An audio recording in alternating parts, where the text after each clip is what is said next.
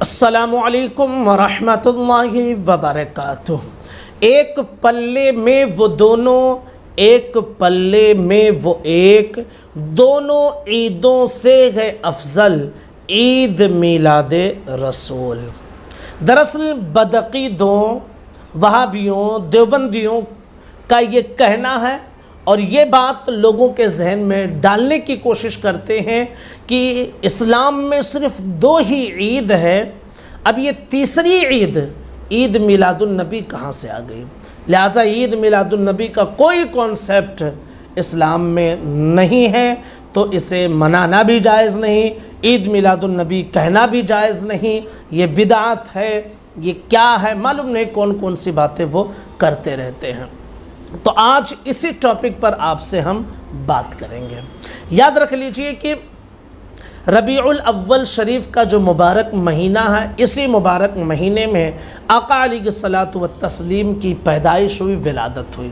اس مہینے کو ربیع الاول بھی کہا جاتا ہے، اس مہینے کو ربیع النور بھی کہتے ہیں، اور سنی لوگ محبت سے اسے عید میلاد النبی کا مہینہ بھی کہتے ہیں۔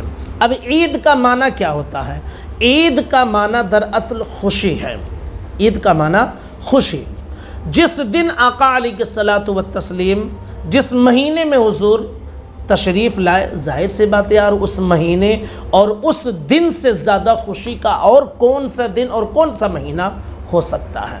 کوئی اور مہینہ نہیں، کیونکہ جن دو عیدوں کی بات کرتے ہیں وہ دو عیدیں بھی اگر ملی ہیں تو انہی کی عید کی خوشی میں، انہی کی میلاد کی خوشی میں دراصل وہ دونوں عیدیں ملی ہیں، ورنہ میرے آقا اگر نہ ہوتے تو پھر اللہ یہ دونوں عیدیں بھی نہ عطا فرماتا۔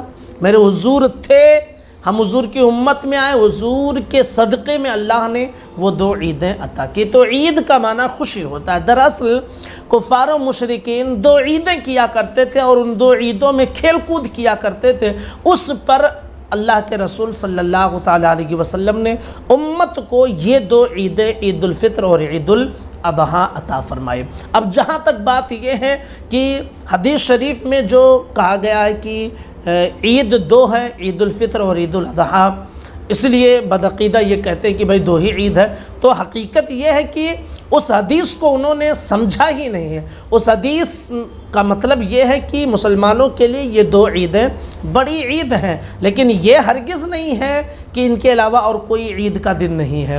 کیا آپ کو نہیں یاد ہے کہ آقا علیہ الصلاۃ والتسلیم کی حدیث مبارکہ مسند احمد بن حنبل صفحہ نمبر 176 اور 115 پر نقل کیا گیا کہ اللہ کے رسول صلی اللہ تعالیٰ علیہ وسلم نے ارشاد فرمایا، یوم الجمعۃ یوم عید، کہ جمعہ کا دن عید کا دن ہے۔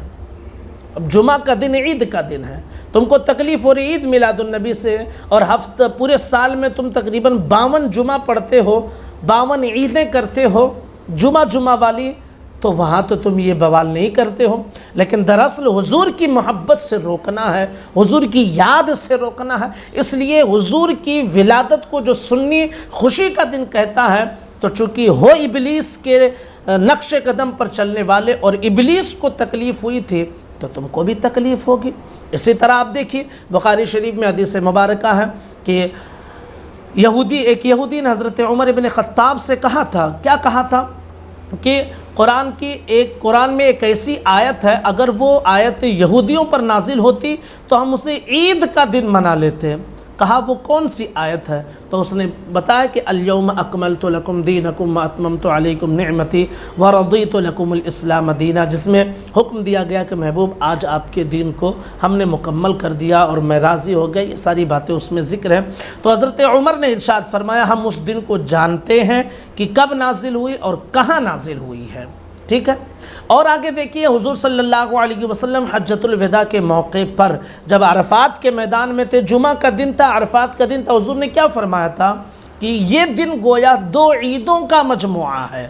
تو یار حضور تو عرفات کے دن اور جمعہ کے دن کو عیدوں کا مجموعہ کہہ رہے، دو عیدوں کا مجموعہ، اور تمہارے پتہ نہیں کہاں سے دماغ میں یہ بات آ گئی کہ عید صرف دو ہی ہے، عید الاضحیٰ اور عید الفطر۔ بھائی جمعہ جتنے ہیں نا وہ سب عید کے دن ہیں، ہفتے کے عید جمعہ کا دن ہے، اور عید میلاد النبی ساری عیدوں کی اصل ہے، اس لیے کہ اسی عید کے صدقے میں ساری عیدیں ملی ہوئی ہیں۔ لیکن ساری عیدیں تم مناؤ گے تکلیف ہوگی تو وہاں جہاں محبت رسول کی بات ہوگی، اس لیے کہ یہی وہ محبت تھی جسے انگریز نکالنا چاہتے تھے سنیوں کے سینوں سے، لیکن سنی کا سینہ وہ سینہ تھا کہ جس سے محبت رسول نہ نکال سکے۔ البتہ کچھ نام نہاد علماء کے سینوں سے محبت رسول نکال لیے، جنہی کی ناجائز اولادیں آج مارکیٹ میں گھومتی پھر رہی ہیں اور عید میلاد النبی کو وہ شرک، بدعت، کفر اور نہ جانے کیا کیا کہتے پھر رہے ہیں۔ معزز ناظرین، آپ کے لیے ایک ضروری اعلان ہے۔ اگر آپ دنیا اور آخرت کی بھلائی چاہتے ہیں تو آج ہی اللہ عز و جل اور رسول پاک صلی اللہ تعالیٰ علیہ وسلم کے ساتھ جڑ جائیں۔ آپ فرائض ادا کرنے کے بعد نبی پاک صلی اللہ تعالیٰ علیہ وسلم پر درود پاک کثرت کے ساتھ پڑھیں۔ اپنی زندگی میں کم از کم 1.25 لاکھ مرتبہ درود شریف پڑھ لیں۔ اس کے لیے ہمارے ایک بھائی نے ایک اپلیکیشن، اسلامک اپلیکیشن قافلہ درود شریف ایپ لانچ کیا ہے، جس کی لنک ڈسکرپشن میں موجود ہے اور آپ اسے پلے اسٹور سے بھی ڈاؤن لوڈ کر سکتے ہیں۔ اس میں بہت طرح کے فیچر موجود ہیں، حتیٰ کہ آپ ڈیلی جو درود شریف پڑھتے ہیں ڈیلی بیسس پر آپ اسے انٹر کر سکتے ہیں اور اسے محفوظ رکھ سکتے ہیں کہ آپ نے ایک دن میں کتنی بار درود شریف پڑھی ہے۔ اس کے علاوہ اگر آپ کسی دن درود شریف پڑھے اور انٹر کرنا بھول گئے تو ایک ساتھ 7 دنوں کی انٹری کرنے کا آپشن بھی پائیں گے۔ اس کے علاوہ اگر آپ کی کوئی نماز قضا ہے یا آپ کوئی اور وظیفہ کرتے ہیں تو آپ اس کی بھی ٹریکنگ اس ایپ کے ذریعے کر سکتے ہیں۔ اس کے علاوہ اگر آپ کے گھر میں صرف ایک ہی موبائل ہے تو ایک ہی موبائل فون میں آپ 4 سے 5 اکاؤنٹ بنا کر گھر والے جو درود شریف پڑھتے ہیں ان کے پڑھے ہوئے درود کو آپ اس میں انٹر کر سکتے ہیں، ان کے پڑھے ہوئے وظیفے کو آپ ٹریکنگ میں لے سکتے ہیں۔ تو معزز ناظرین، آپ اس اپلیکیشن کو ڈاؤن لوڈ کر لیں اور درود شریف کثرت کے ساتھ پڑھیں، نبی پاک صلی اللہ تعالیٰ علیہ وسلم کا دامن تھام لیں۔